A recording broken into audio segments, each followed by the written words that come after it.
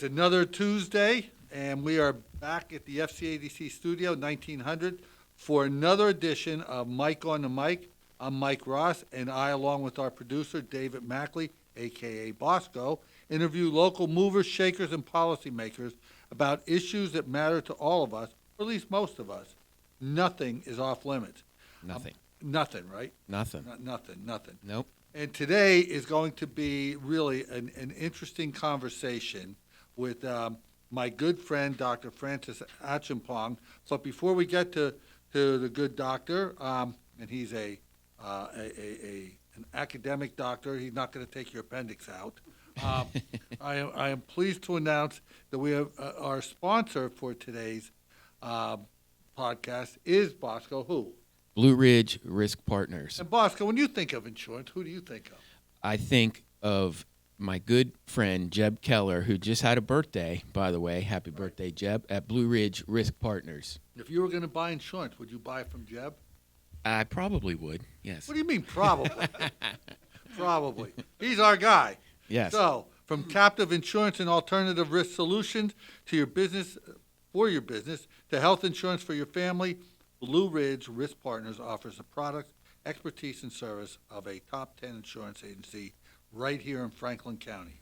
Friend of the podcast, Jeb Keller, and he is a friend to all, is always happy to take your call, and he will respond. Yes, he will. And what will also scare you, once you meet Jeb, is to also know that he is an attorney. And that may cast a doubt on the legal profession. But anyway, if anybody wants to be a sponsor, you can. Yeah. All you have to do, and we're looking for sponsors all the time, please reach out to David Mackley at David at FCADC or 717-263-8282, and we will be glad to have you sponsor the podcast and join Jeb for recognition for doing that. Yes. I'm always ready to take your call, like Jeb. Yeah, well.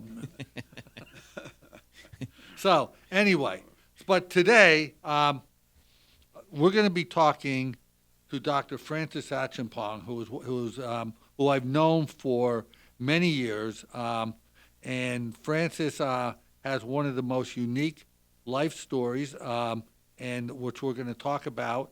He also has recently written a book, The Christian as Imitator of Christ, and which is an interesting read and something Francis has wanted to do for a long time.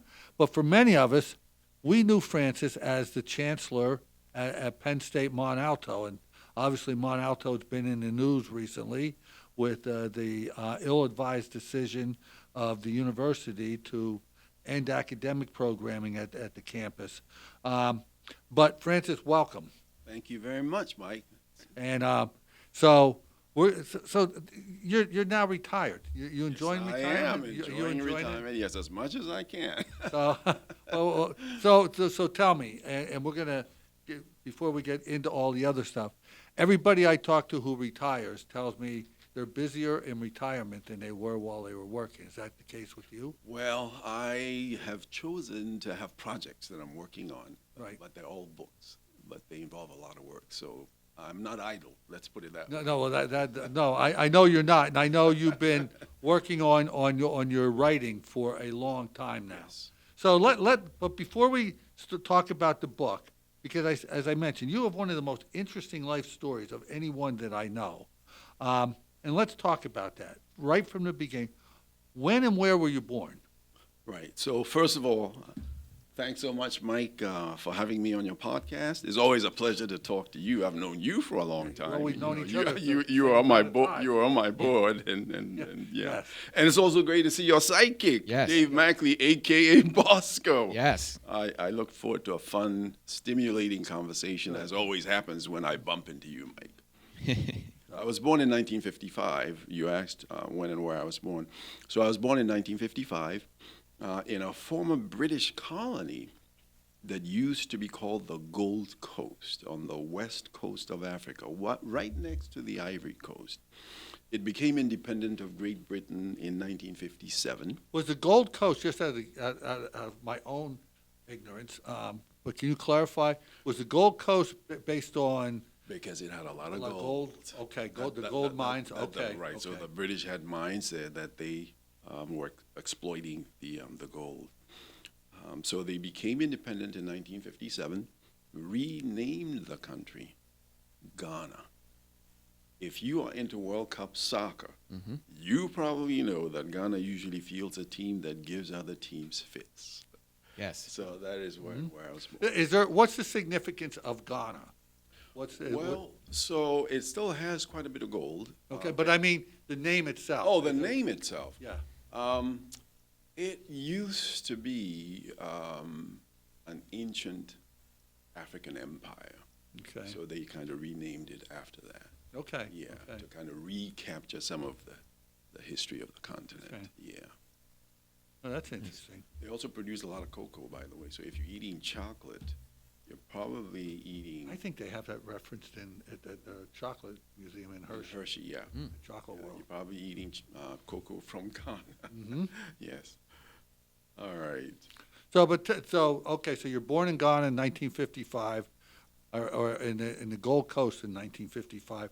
They changed, it becomes independent and becomes Ghana, and so you are an infant in a country that's in its infancy. Exactly. So, Exactly. so tell us about next step. Right, right. So, well, I think the most significant development in my life as an infant was that at the age of 4.5, I came down with polio, which, as you know, can be a crippling disease. That affects the limbs. Polio can also be deadly. In addition to the possibility of being crippled, it killed a lot of children worldwide through the decades until it was eradicated in most nations. But it's still endemic in a few nations, like Afghanistan and Pakistan. Are you a Rotarian? I am a And Rotarians, that's their commitment. It has been a significant, huge commitment to eradicate it. So it crippled my left leg, and I had to learn to walk all over again, when I recovered. The Salk polio vaccine, which I'm sure you've heard about, it came out the year before I was born, so that was 1954. But I am not sure if it hadn't made its way to Ghana or if there just wasn't an aggressive public health vaccination campaign against polio there. So one of the challenges I dealt with as a kid, who was different, from other kids, was bullying. I dealt with teasing, name-calling, and threats to beat me up. And kids who are bullied react to it in different ways. Some become withdrawn. There's some who engage in self-harm, as we know. And some suffer from low self-esteem. But my reaction to bullying was defiance and developing resiliency. So I stood up to bullies, and I always fought back. I never backed down.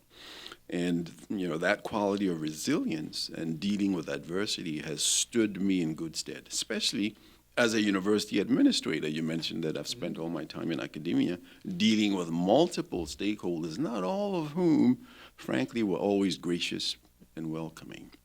But imagine if I could deal with bullies as a little boy, I certainly could deal with antagonists as an adult professional. So it's interesting, just as an aside, because my father contracted osteomyelitis, which is a cousin to polio, Right. about the same age. Yeah. He was 5. Interestingly, he was out on the street playing with kids, and Right. He fell and scraped his, and it contracted the virus. And, Right. And that was, and so he suffered Right. the same kinds of challenges that you Right, did, right. and I know it made him more determined than ever. Right. That he could, Right. could compete Right. in kind of the normal world. Exactly. I never backed down from being challenged to a foot race or to play ping pong, So, but his story sounds similar to mine because I was playing around when I fell, and my babysitter, my uncle, thought I had just tripped and fallen. He came to pick me up, and I couldn't stand. My left leg had buckled, so the polio hit me as I was running. Wow. And it was a concrete courtyard, so I think I hit my face on the concrete. Never knew until an adult that I had a broken nose. Really? It was Dr. Dunkelbarger who told me I had a broken nose. I always had sinus problems, didn't know why. And I have no recollection of that day, except that, my uncle and my older sister, whom I was playing with, told me. So I suspect I probably had a concussion. So did you spend lots of your childhood in hospitals? So my mother was a nurse. Okay. My dad was a pharmacist. I remember my dad driving me, to physical therapy. But I do not remember the time when I was as sick as a dog and couldn't get out of bed. I do not remember that time, except for my mom telling me. Yeah.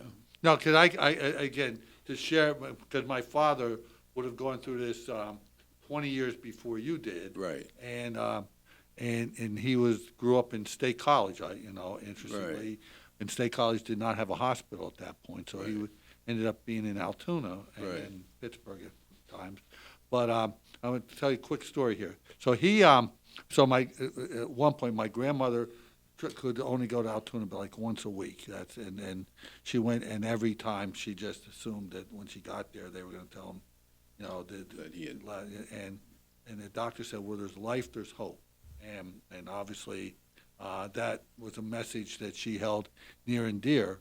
And so anyway, I got to tell you the story. He obviously survived, but he spent a lot of time in hospitals, and he was put into an experimental treatment because the osteomyelitis then settled in his hip, and it deteriorated his hip. And and at the time there was a doctor in Pittsburgh who was pioneering a revolutionary treatment. He used a sheep's hip as a transplant for humans. Okay, and he was scheduled, and then there was like 6 or 7 kids that were put in this program. He was scheduled for surgery. The doctor had gone to a conference and suffered a massive heart attack while he was at the conference and died. Every kid who he had put, their bodies rejected that, and they all died. Oh, my goodness. So he was, you talk about He an was- angel. right, Well, right, that yeah, may get us yeah. to some of your writings, but and because he got literally he died at age 79, but he got 75 years that he Right. never thought he was going That's to get. fantastic. Yeah. Yeah.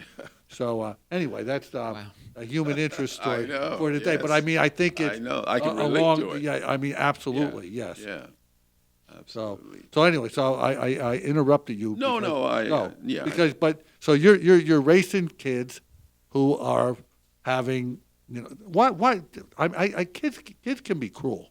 I mean seriously to be so they pick on kind of Yeah. like the one Right. that they feel like they can dominate. Exactly. But I just, for some reason, I didn't react the way that they would have expected, And interestingly enough, when I became older, they had so much respect for me. When we got older, and we got into 12th grade, got into university, I went to law school, I was doing extremely well. It was a totally different, How about reaction. Then they were all happy to know you. Oh, exactly. So were you a good ping pong player? I was a mean ping pong player. I had a mean backhand. See, there you go. You Get them to the ping pong table. My most memorable ping pong game was when I was down 20-12, and I got 9 straight points to win. There you go. Nice. Oh, you have to win by 2? You have to win, by 1. Yeah. Well, I think we went to deuce, and I won by 2. All right, I got there you go. 10 straight points. There you go. Yeah. No, but so you were your primary education was in your home country. Right. Then Secondary education. I went to a boarding school, so British-style boarding school that my parents sent me to. which was where? It was in the That second. was in Ghana in as Ghana, well? Right. Okay. Second largest city in Ghana. What's And that city? It's called Kumasi. Okay. Accra is the capital. Okay. And then I went to the University of Ghana, where I studied law. Okay. And then after that, I went to the University of London, where I got a master's degree and a doctorate. What took you to England? So, Ghana being a former British colony, Mm-hmm. one of my former professors, his dad had gone to Oxford and was a judge, and he had gone to Cambridge and the University of London. He brought me application forms to the University of London. He hadn't carried application forms to me. So I felt obligated to apply to the University of London. And he actually told Professor Guest, who was a senior professor at King's College, University of London, he wanted one of his young kids, from the University of Ghana to come there. So that's how I ended up at the University of So what was London. that adjustment like when you got to Well, but you have to remember, my primary school was run by Brits, right? Mrs. Furston and Mrs. Gray, right?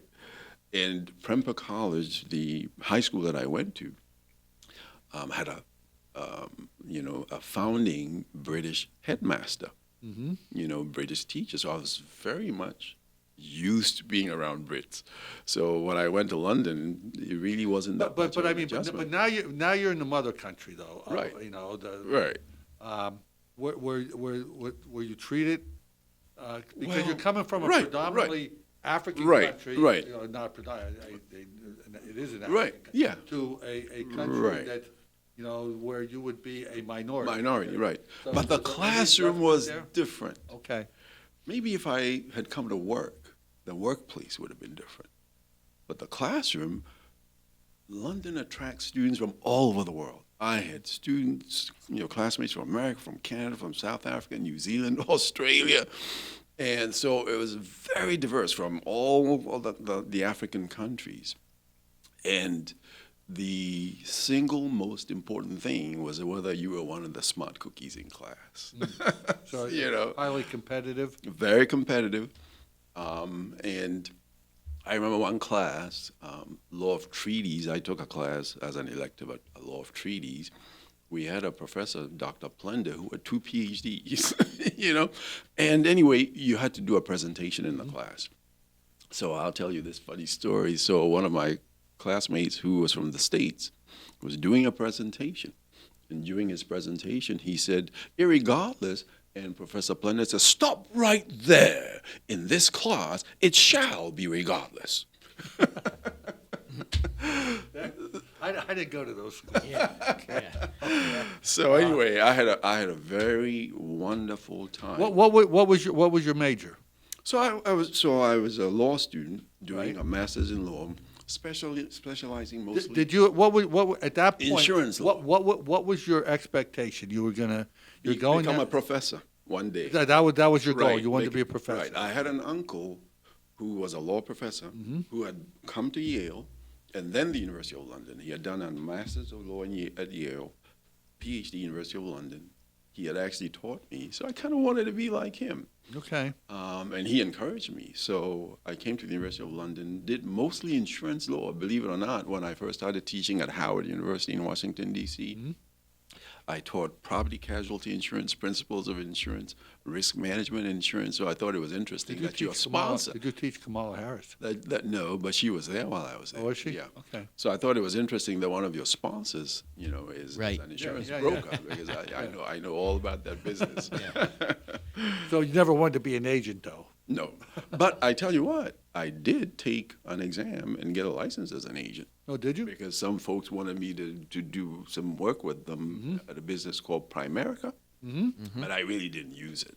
I was Okay. just too busy. I Okay. was just too busy, yeah. So you go to London. You get your degree in law with a concentration in insurance, correct? Right. How long were you in London? Just how? So I was there from 1976 to 1981. So 5 years. So 5 years. And interestingly enough, just so you know, how did I end up deciding that, I really want to, use my brain? I was maybe in my preteens when my dad had a very life-changing conversation with me, very, fatherly conversation. He says, you know what, Francis? Because of polio, you cannot be a laborer one day. So make sure you study very hard and that you do well in school. And, you know, I took it to heart. That's good advice. So what he was really saying is, you probably want to end up with a white-collar job because of your disability. So I studied really hard. I took it hard, studied really hard. And not only did I go to the University of Ghana, as I said, I went to the University of London and got a doctorate degree in law. And then when I came to the States. What made you come to the States rather than stay in England or go back to Ghana? Which I explored. It was rather fortuitous. So I had a sister at Howard University who was a freshman. And What took her to Howard? huh? Why'd she go to Howard? Well, she wanted to. Okay. so she, just like Kamala Harris went to Harris. No. I understand that, but I would have thought, Right. that's gone So way anyway, far away. she used to work as a receptionist at an apartment building in Northwest Washington called the Calvert Woodley. They'll probably be delighted I mentioned their name. But one of the professors who started the insurance program at Howard lived there. So he came home one day, just got into a conversation with her, found out she had a brother in England doing a PhD in insurance law, and he was a white man from Mississippi who wanted to give back to the black community, started an insurance program. There were only about 300 PhDs in insurance in the United States at that time, or insurance-related areas. Almost all of them were white, and none of them wanted to come join him. So he said to my sister, I would like to talk to him. So that's how, I got introduced to Dr. Chastain, Jim Wow. Chastain, and he passed away not too long ago at the age of 92. So I came to the States, and I was so naive, I didn't realize he was testing me. He said to me, I have a conflict. Can you go teach my class for me? So he gave me the textbook, told me what the topic was. It was a risk and insurance class. So I went and taught it. Came to debrief with him, gave him back his books. And then he said to me, well, the students said I better hire you. Wow. So let me. So because you're a very religious person. Right. Do you think there was divine intervention that brought you there? I will say that, I really believe so. Came to the right place at the right time.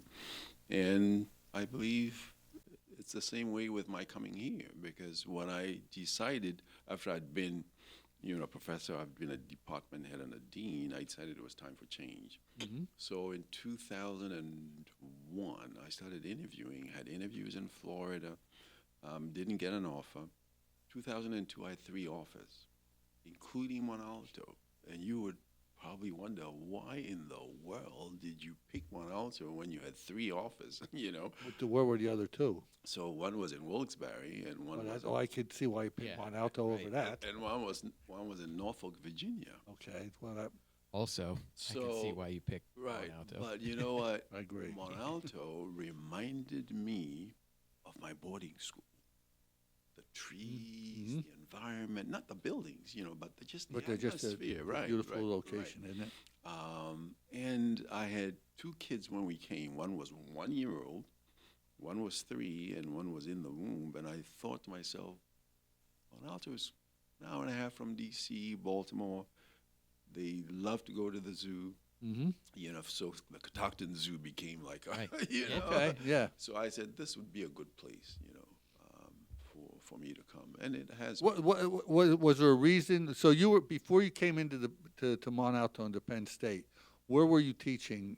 So I was a dean at at Norfolk State University in Norfolk, Virginia. So you were in Norfolk. So Right, you so right. I that lived in Virginia Beach. So that but- Norfolk right, offer. Was, Right. So they made me an offer to stay. Mhm. So instead of leaving as the dean of the business school, and I had just gotten them reaccredited by the Assembly of the Association, AACSB is what they call it,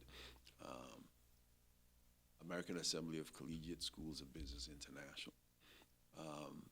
But the president didn't want me to leave, so she offered me a job as an associate vice president for academic affairs. But I left anyway. I had been there for 17 years, and I thought it was time to leave. Yeah, my presence there was really like that of a missionary, Mike. Okay. you talk about an under-resourced HBCU.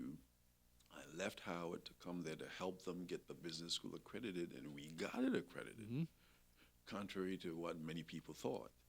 So I thought I've done what I came here to do, and it's time to just go someplace else. So, why Penn State? Or would you look Right. at other universities? Yeah, so I mean, I had an interview with the University of South Florida.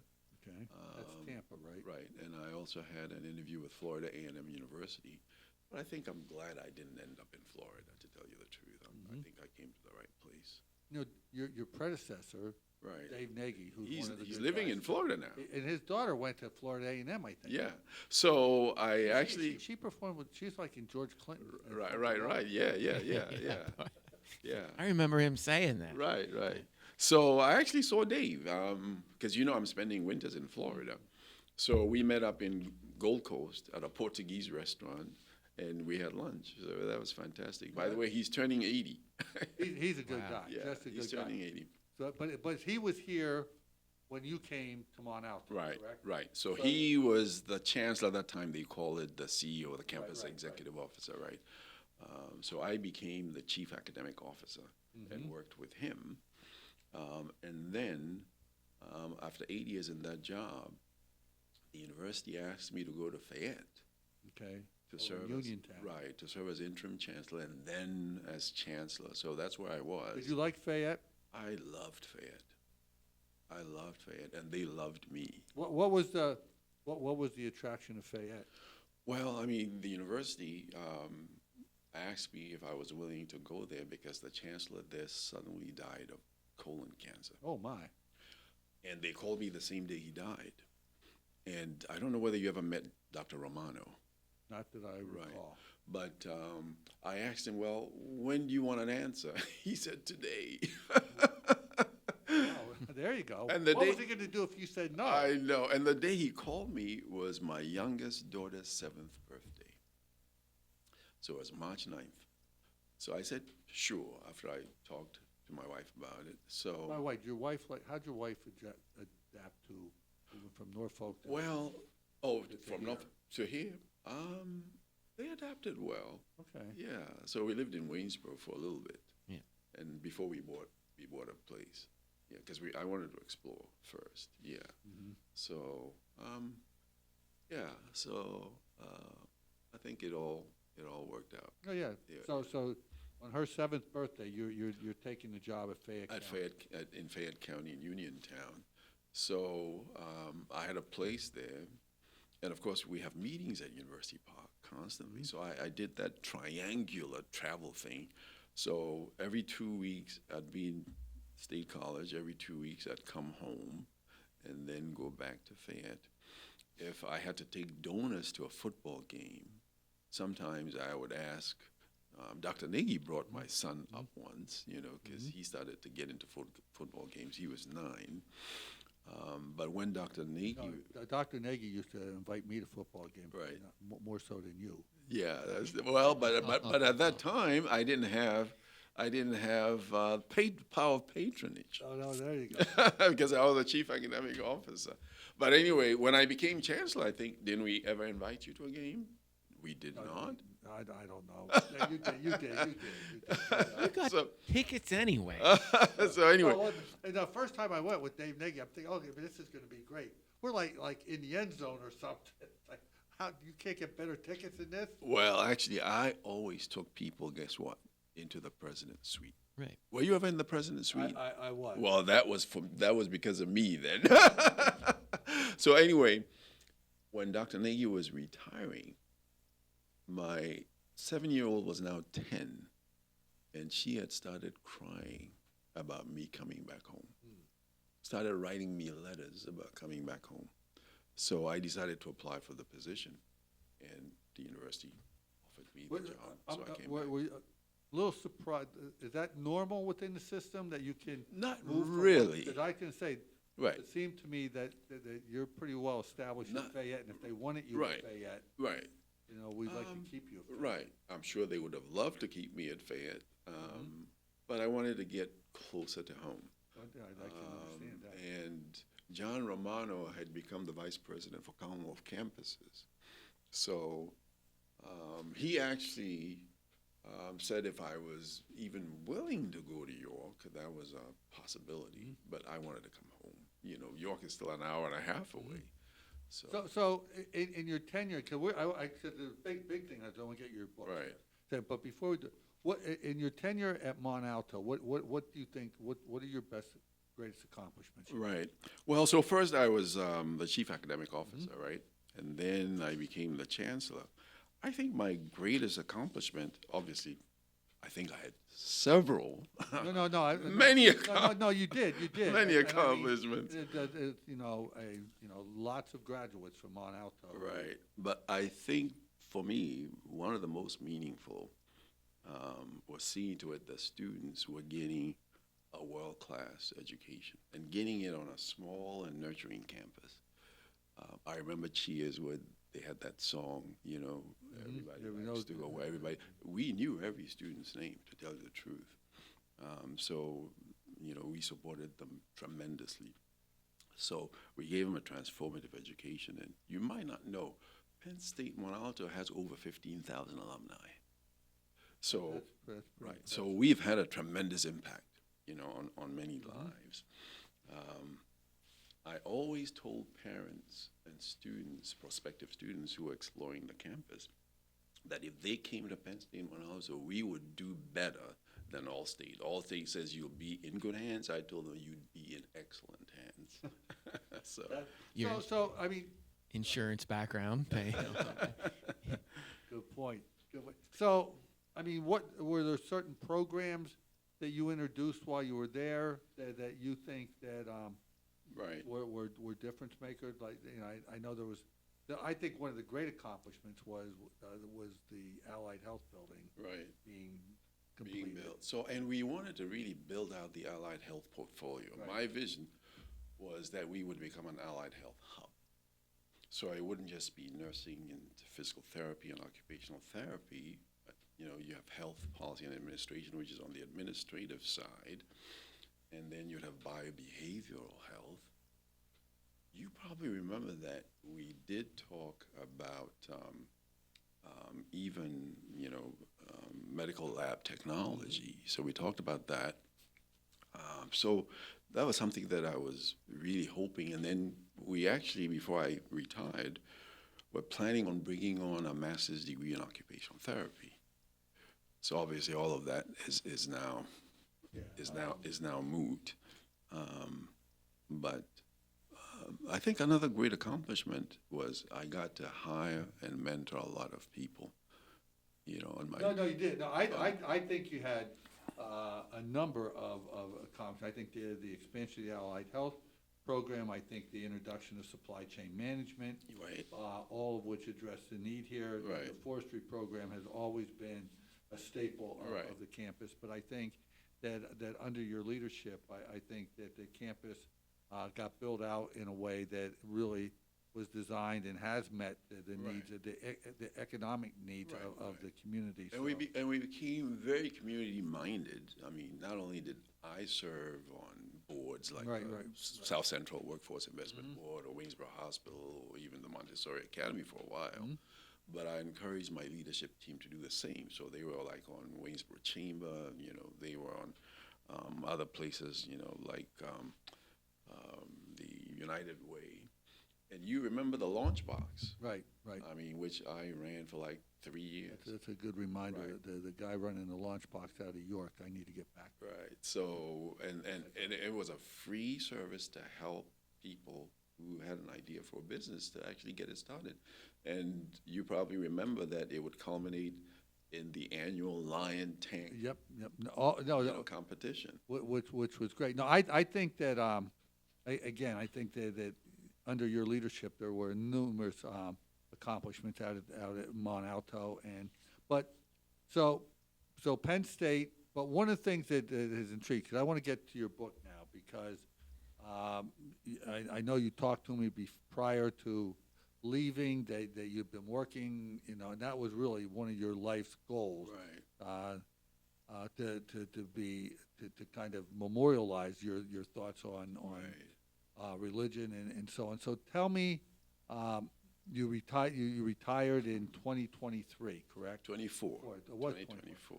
That last year? Yeah, It was June. last year. June. Yeah, it was yeah, last year. June 2024. Yeah, I lose track of time. Yeah. So I Well, apologize. you're busy, man. No, no.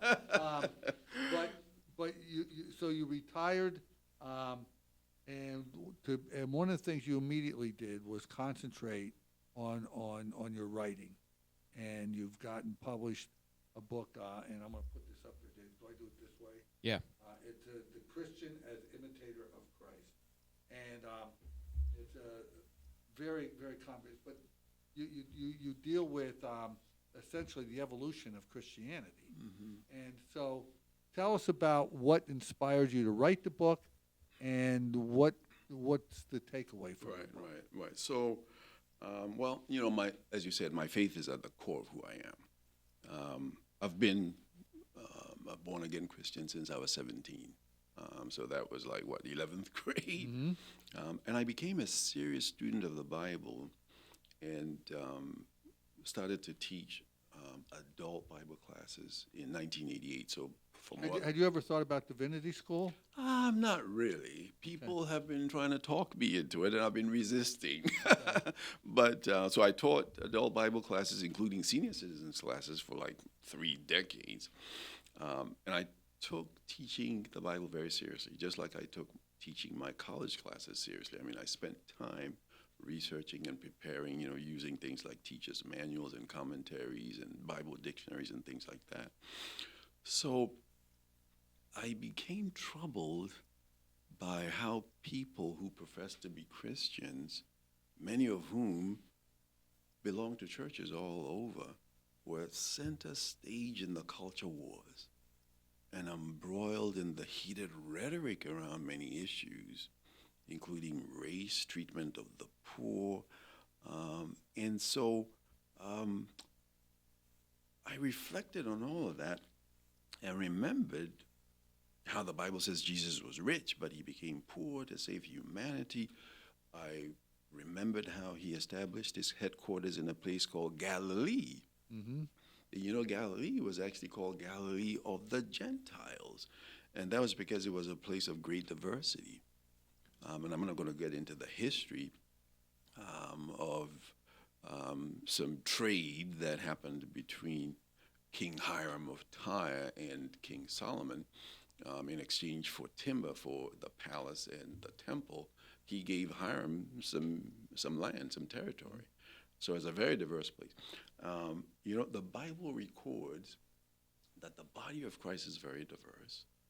And the book of Revelation also records that heaven is very diverse. So I thought it was troubling that diversity has become like a four-letter word in our time. And that many people despise the poor. So I felt burdened to write a book about what it really means to be a Christian and how that should influence treatment of the poor and people of other ethnicities. So that was my motivation. And by the way, I spent 6 years writing it because I was working full-time as a chancellor. I was extremely busy. So I spent my weekends writing it since 2019. I'm going to just preface this with I could never ever write a book. Since 20. I could write book titles. Right. But I can't. So it was a very daunting task, to tell you the truth. And there were times when I was second guessing myself. Should you really be doing this? But I felt really a sense of almost obligation. I felt a burden to contribute to the dialogue on this important issue. And I think you asked me what the biggest takeaway is, maybe, from this book. I think the biggest takeaway is that being a Christian is not a cultural thing. It's not a political thing. It's not a racial thing. It's not a nationalistic thing. It's not even merely a religious thing. So being a Christian is being an imitator or a disciple of Christ, where I get the title from, which means a Christian is somebody who is endeavoring to live a Christ-like life based on the teachings of Christ. And it might intrigue you to learn that the word Christian actually means little Christ. That's what it I means. did not know that. So another big takeaway is that you can't imitate Christ without the Holy Spirit. He himself said before he left, I'm going to send you a helper, a counselor, right? Because he knew that there was no way you could live the Christian life without the Holy Spirit. So in other words, one cannot, and this is what I'm trying to as diplomatically as possible convey in this book, because you know as you saw when you thumbed through it, it doesn't have an agenda. It Right. doesn't have a political agenda. It just wants to educate on what it really means to be a Christian. But So, if I can interrupt, and I apologize, but one of the things you mentioned, and it's Christians and race, and the fact that that really, if from a biblical standpoint, it was Adam and Eve. There was one race, and so the human race. right, And I know you go into that. right. So, talk about race and Right, Christianity. Right. So in the very last chapter of the book, I get into that Hmm. and talk about the fact that God only created one race, the human race. So I get into how this whole thing about multiple races came about, the evolution of multiple races as a social construct, and going all the way back to the 1400s, when the Portuguese started the slave trade, started bringing slaves from West Africa into Portugal. So it is quite an elaborate history, and chapter 10 takes about 50 to 60 pages to get into all that, and that is still quite an abridged, version of the history, because it is so involved. But as you might suspect, it is so difficult to treat such a complex topic as the intersection of Christianity and race in one chapter. Right. So guess what?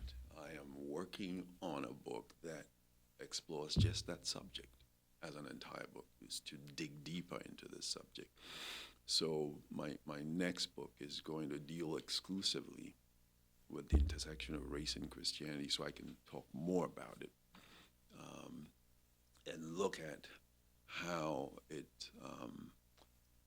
has manifested itself in various segments of our society, and how anybody who calls themselves a Christian ought to navigate it. So that's my next project. Hopefully, maybe by next year, that will be ready. What's your process for writing? Right. So, well, as a professor, I had to publish, right? and so, my first book was actually on the laws of workplace sexual harassment, which was published in 1999. And of course, I had articles, that I had written in law reviews and things like that. But Alleged Christians have engaged there too. right. But in terms of the process for this book, well, when I first got the thought to write it, then I had to think about the issues, pertinent issues that this book should deal with. And at first it was huge, but I had to, kind of boil it down, because even though I boiled it down to certain essential elements, it still took 400 pages, to write it. But I also have a book in mind. I have come up with an outline. I've kind of written a little bit of an introduction and a chapter on higher ed. I want to write a book on higher ed where I can share my unique perspectives and experiences. So maybe it'll take me about 3 years. What do you think the future of higher ed is? Well, as you know, higher ed is a tremendous asset. Higher ed has issues. What industry in society doesn't have issues? There is no such thing as a perfect industry. Right. So higher ed does have some things that it needs to address. Cost is a huge issue. Image is a huge issue, right? And the image issues also are highly influenced by ideology and, people's perspectives. So I think higher ed needs to do a better job And that's something that I always try to do, of educating people about the value of higher ed. All of us in this room have benefited from higher ed. We wouldn't Yeah, be right. I think there needs to Right. be, personally, I think we have shifted the conversation from, I think, going from one extreme of everybody should go to college to nobody should go to college. Right. And there's got to be Right. balance. There are, Right. I mean, you're not going to Right. benefit, you're not going to be hurt by having too much education. Right. And you know, I never subscribed to the notion, even though I was a college professor and I was a dean and a chancellor, I never subscribed to the notion that everybody should go to college. Right. I never did. And some people are not Right. cut out to do that. Exactly. They've got other skill sets Exactly. that should be developed. But everybody should endeavor to have some form of post-secondary education that is appropriate to their talents and their, interests. That's well said. Now, what do you think Jesus' position on higher ed would be? Seriously. Well, let's put it this way. Jesus called 12 disciples, right? None of them was a Pharisee. None of them was a Sadducee. None of them had been to seminary. None of them had any education. Mhm. That doesn't mean that Jesus would be against education, but if your education becomes a liability because it makes you less of a decent human being, then it has defeated its purpose. No, I think Jesus, and I hear what you're saying. I think he would have encouraged and promoted the development of your talents. Oh yeah, To your be able to- potential is right. Yeah, that's a good way to Is put the it. word, To yeah. be able to serve others Right. in the way that they should be Right. served. So, I want to get your thoughts on what, because I know your book deals with it, and I mean we talked about racism a little bit, but what about service to the poor? Right. So, the Bible says Jesus was rich, but he became poor, right? I don't remember that. Yeah, it is in the Bible. Yeah, okay. And I mean, he took on human form, right? Okay, right. Jesus didn't own a home. He himself said, foxes have holes and birds of the air, but the Son of Man has no place to lay his head. He didn't even own an animal for transportation. He walked everywhere he went, and he used to invite himself into people's homes to have a meal. It's like, "Yes, I'm coming in there. I'm staying over at your house tonight." And he would send out his disciples and tell them to take no bag. Mm-hmm.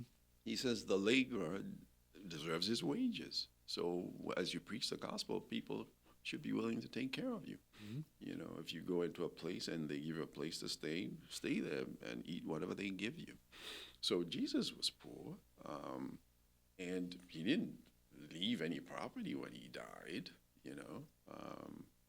even the little he had, which was, his cloak, his tunic, they split it, Mm-hmm.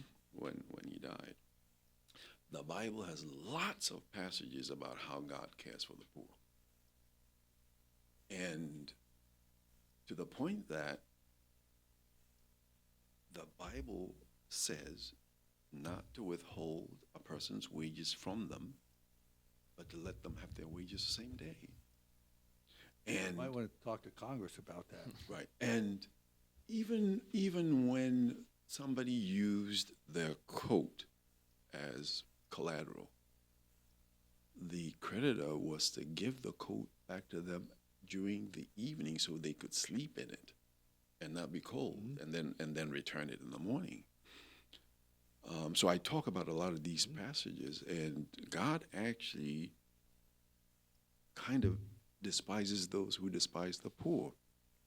Now, that's not to say that, it encourage people from not working, when they can, because even the Apostle Paul talked about that. You had people who thought Jesus was going to come back right away, so what's the point in working? And he told them not to do that. He says, if you're not working, then you shouldn't be eating if you can work. I think it's important to recognize that there are all kinds of social impediments, right, to well-being and to doing well. You've got people who were formerly incarcerated and getting back can be very difficult, right? There are people who are disabled and really can't be gainfully employed. And let's face it, there are also people who can't realize their potential, sometimes through no fault of their own. You probably read in my book that I had to give up my goal of teaching in a law school because I just couldn't get an interview. And when I did get an interview, it was a sham. So I read an article in the National Law Journal that said, and this was the title, Faculty at American Law Schools Still a Predominantly White Male Preserve. So you're talking like mid-80s. And I decided I was not going to subject myself to that kind of treatment anymore. I was going to be content to teach law to business students. And so I stayed in business school. But the truth is, Mike, no one who has 4 degrees, 2 licenses to practice law, ought to give up on their career goals because of lack of equal opportunity. I would agree. I would agree. So, Francis, I'm looking at this. I mean, it's hard to imagine. Again, you have a fascinating story. I mean, your book, I would encourage folks. How do people get your book? So it's on Amazon.com, it's on BarnesandNoble.com, and it's also on Kindle. All right. So I'm going to encourage everybody. The Christian as Imitator of Christ, written by Dr. Francis Achampong, and you've just heard Francis and just one of the good guys. I would encourage you, and you've got more books forthcoming in the future. Yes. And I would encourage folks, when they come out, we will let people know that they're out. We'll bring you back. But this is it's a fascinating story, and you've been very successful, but you're the epitome of perseverance. Well, I've been blessed, yes. No, you have been, but you Yes. really, I mean, so thank you. Thank you for having me. I actually have Absolutely. a couple questions, Go ahead. if I could. Yeah. Yeah. Dr. A, did Britain afford the citizens of the Gold Coast and then later? Do you have British citizenship? No, I don't. Okay. Right, I don't. And I'm not sure whether, so they were part of the Commonwealth. Okay. Right. And they still have this Commonwealth. Canada is Yeah, part right. of it, and Ghana is still part of the Commonwealth. Okay. So they're part of the Commonwealth, and there might be some travel privileges. Okay. As a result, right? But not necessarily. I was just British citizenship. Yeah. curious about that. And was your faith, you said about, being born again Right. around the age of 17, was that in part due to some of the hurdles and certainly the polio and maybe some of the trauma that came with that? Yeah. Well, the boarding school I went to was founded by Presbyterians and Methodists, kind of came together with the Ashanti king, because at that time, the good boarding schools were all on the coast. And this is in the interior. And I don't know whether you've heard anything about the Ashanti king who was taken into exile to the Seychelles by the Brits, when they took over the Gold Coast. But anyway, the Ashanti king, along with the Presbyterians and the Methodists, came together to found this boarding school. Okay. So it had a lot of, we had morning service. Okay. Yep. Yeah, before we went to classes, we had morning service. Okay.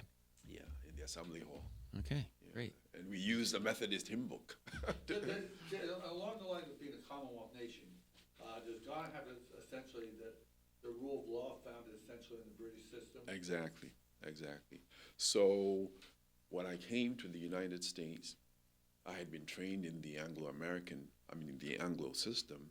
Even though the American system is influenced, by the British system, I decided to go back and do a master's degree that I didn't need just to have an American degree. So I went to Georgetown at night while I was teaching at Howard, and weekends.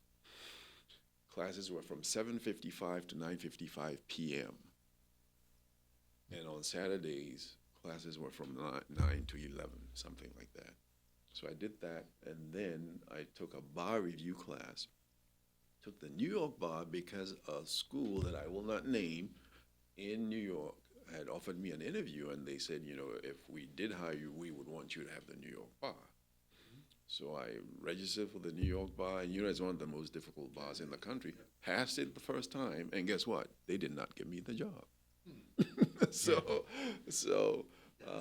But anyway, I'm glad I have the New York bar. That's impressive. Yeah. So, great. Especially the passing. Because I think, remember John Kennedy Jr., when he 3 times to pass Yeah. the New York bar. So, anyway, All right. Francis, thank you so much for Thank coming you in. for having me. And this has been fun. Yeah. So this is going to bring us to the conclusion of another episode of Mike on the Mic. Please, if you like this, go to YouTube and like us. Is that right? Like and subscribe, yes. Like and subscribe.